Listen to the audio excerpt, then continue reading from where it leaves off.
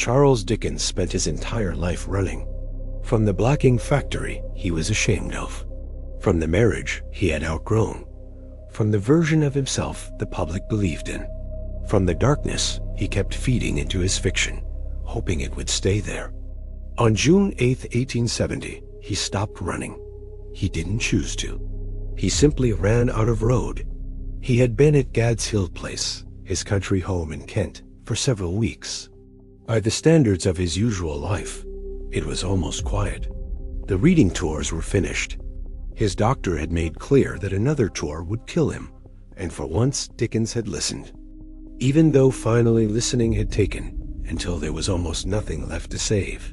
He was 58 years old and looked considerably older. People who saw him that spring described a man who moved carefully, who tired quickly, who was not the force of nature they remembered. What he still had was the work. He was writing The Mystery of Edwin Drood, a serialized novel about a choirmaster with a secret life, a missing nephew, and a crime that may or may not have happened. It was the darkest thing he had ever attempted. Literary historians have spent 150 years arguing about what it meant and where it was going, because Dickens died before he finished it. He had completed 6 of the planned 12 installments. The other 6 existed only in his head, and on June 9, 1870, they died with him. The morning of the 8th, he went to the Chalet. Gad's Hill had a separate writing structure across the road from the main house, a Swiss chalet. His friend, the actor Charles Fector, had given him as a gift, transported from Switzerland and reassembled in the garden. Dickens had written there for years. He had a system, a routine, particular hours, particular conditions. He went to the chalet that morning and he wrote. What he wrote was the last installment he would ever complete. The 6th part of Edwin Drood ends with the choirmaster, John Jasper, standing over the grave of the nephew he may have murdered, watching a shaft of sunlight fall across the cathedral. It ends mid-story, mid-mystery, mid-thought. Nobody knows what came next. Dickens knew, then he didn't. He came in from the chalet for dinner. Georgina Hogarth was there. Georgina had been a fixture of Dickens's household for decades. Catherine's younger sister, who had stayed with him after the separation when Catherine left, and most of the world quietly judged him for what he had done. Georgina had made her choice and never reversed it. She ran his household, managed his domestic life, and was one of the very few people who saw him plainly. And stayed anyway. At dinner something was wrong. Dickens said things that didn't connect. He made references Georgina couldn't follow. His face had changed in a way she didn't have words for immediately, but would describe later as unlike anything she had seen before. She asked if he was unwell. He said he needed to go to London immediately. Then he said something else she couldn't make sense of. Then he slid from his chair. Georgina caught him before he hit the floor. She could not get him back into the chair and could not move him to the sofa. So she lowered him to the floor and put something under his head and sent for help. A local surgeon arrived and understood immediately that this was a cerebral hemorrhage, a catastrophic bleed in the brain. There was nothing to be done. Dickens was breathing, but unconscious and would not regain consciousness. He was moved to the sofa eventually. His daughter Mamie came. His son Charlie came. A second doctor was summoned. Through the night and into the following day, June 9th, they sat with him while he breathed quietly but did not wake.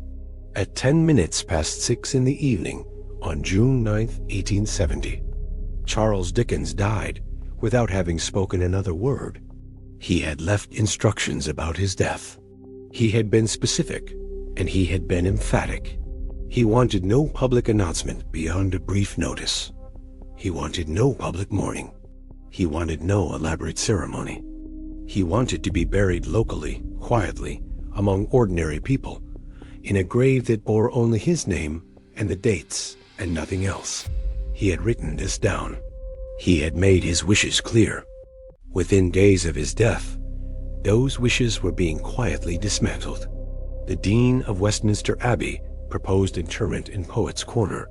The establishment that Dickens had spent 40 years satirizing moved to claim him the moment he could no longer object. His family, exhausted and grieving, did not fight it. On June 14, 1870, Charles Dickens was buried in Westminster Abbey, in a ceremony he would have despised. The grave in Poets' Corner is simple by Abbey standards. His specific instructions about the headstone were honored, just his name, the dates, nothing grandiose. But the location was everything he had asked to avoid. The public filed past for days. Flowers piled up. The man who had asked for nothing was given a state farewell by the country that had made him. His will was a different kind of revelation.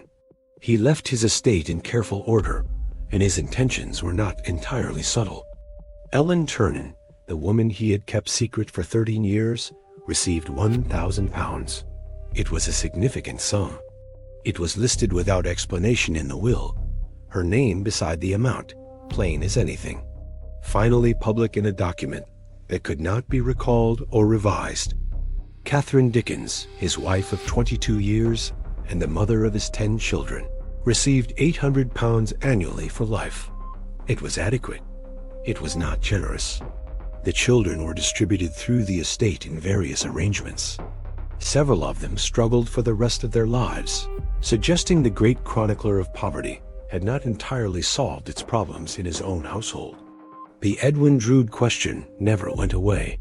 Within months of his death, theories began circulating about how the novel was supposed to end. Spiritualists claimed to have contacted Dickens directly and received the ending from beyond.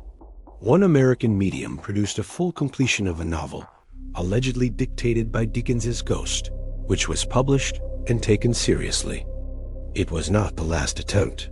Scholars, novelists, and enthusiasts have been completing Edwin Drood ever since. There are stage adaptations that invent endings. There are academic papers arguing from the existing text about what Jasper did and whether Edwin is actually dead. The mystery Dickens built into his last novel was compounded by the mystery of his dying before he could resolve it. What he was writing about in Edwin Drood, a man with a hidden life, a secret nature concealed beneath a respectable surface, urges that could not be acknowledged publicly, a crime that may or may not have happened depending on who was telling the story, was the closest he ever came in his fiction to writing directly about himself. Whether he knew that is impossible to say. Whether he would have finished it in a way that resolved or deepened that parallel is one of the questions that died with him. On the floor of the dining room at Gad's Hill, on the morning of June 8, 1870, Charles Dickens walked across the road to his chalet, sat down at his desk, and wrote the last words of fiction he would ever complete. He described a man standing over a grave, watching light fall through stone at the end of something that had not yet been named. Then he went inside for dinner, and the man who had written more vividly about death than almost anyone in the English language found out, in the space of a few seconds, that he had written his last sentence. He did not finish the mystery. He became it.